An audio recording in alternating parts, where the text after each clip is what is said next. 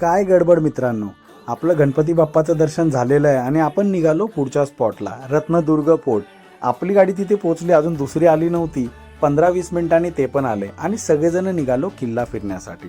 हा किल्ला छत्रपती शिवाजी महाराजांनी 1670 मध्ये आदिलशहाकडून जिंकून घेतला होता. किल्ल्यामध्ये आतमध्ये गेलं की समोरच भगवती देवीचं सुंदर असं शिवकालीन मंदिर आहे आणि मंदिराच्या समोर दीपमाळ आणि दर्यासारंग कान्होजी आंग्रे यांची प्रतिमा आहे. मंदिरात खूप शांत वाटतं म्हणून आम्ही तिथे बसून आराम केला, देवीचं दर्शन घेतलं आणि निघालो किल्ला फिरण्यासाठी. ह्या किल्ल्यावर एकूण 29 बुरुज आहेत आणि किल्ल्यावरून सुंदर असा अरबी समुद्र पाहायला मिळतो.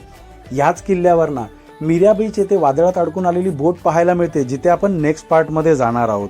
बाकी या किल्ल्यावरती छोट्या छोट्या वास्तू आहेत, मंदिर आहेत, ते आपण फिरलो, सगळं दर्शन घेतलं आणि निघालो पुढच्या प्रवासाला. तर आपण भेटूया आता पुढच्या व्हिडिओमध्ये.